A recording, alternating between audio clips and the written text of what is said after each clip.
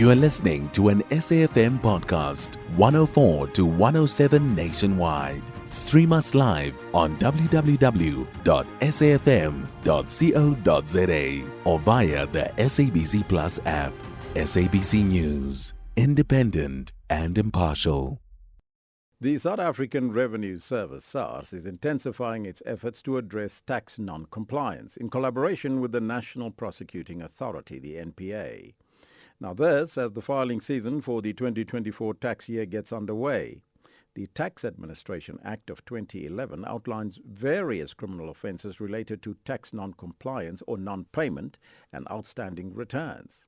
For more on this, we joined on the line by Jashwin Baijoo, the Head of Strategic Engagement and Compliance at Tax Consulting South Africa. Very good morning to you and welcome, Mr. Baijoo. Good morning, Elvis, and good morning to the listeners. Firstly, can you elaborate on the specific measures that SARS and the NPA are taking to address tax non-compliance? And how does the collaboration between SARS and the NPA enhance this effectiveness of tax enforcement? We've seen a number of successful criminal convictions for tax offences and most frequently tax fraud.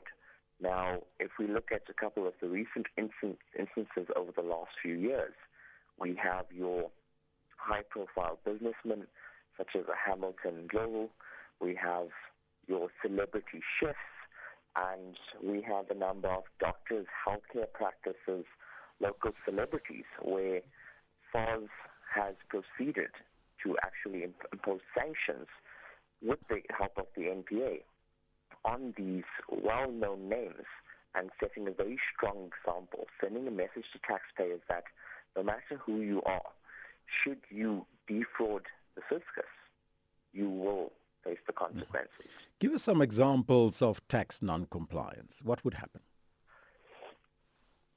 Little known fact is a simple item such as the erroneous or incomplete or false submission of statements to SARS is a criminal offence. The non-submission of tax returns is a criminal offence. Not paying your taxes is a criminal offence. And the list goes on. Section 234 of the Tax Administration Act literally has a laundry list of criminal offences.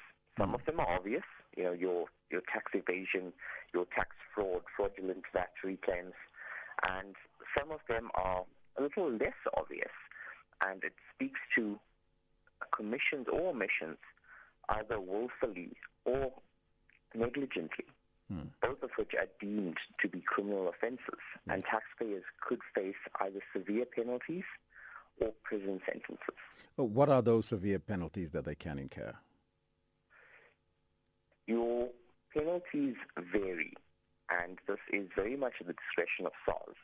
Now, if we want to really bed it down in terms of actual written penalties, SARS does have a behavioral penalty statement.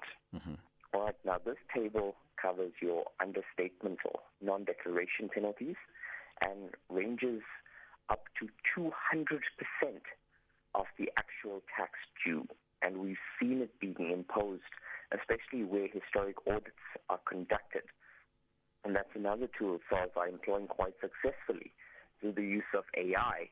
They are processing taxpayer bank statements going back 5-10 years, and thereafter sending them an Excel sheet, a full recon, telling a taxpayer, listen, explain your 6,000 expenses over the last 10 years, line by line. So, there's another question, but I think we're out of time because we wanted to talk about beneficial ownership information, which is very important. So how does reporting beneficial ownership information support transparency and combat tax evasion, and what is it? So your beneficial ownership is twofold. There's a beneficial ownership register with the CIPC as well as SARS. And the purpose of reporting beneficial ownership is for tax transparency and to allow other jurisdictions access to that information timelessly. You'll note that the access to information for other jurisdictions and beneficial ownership, timeless access that is also one of the action items on the FATF action plan to get South Africa off the grey list. Says Jashwin Baijoo. I thank you so much for your time, the Head of Strategic Engagement and Compliance at Tax Consulting South Africa. You can find SAFM Current Affairs on 104 to 107 nationwide.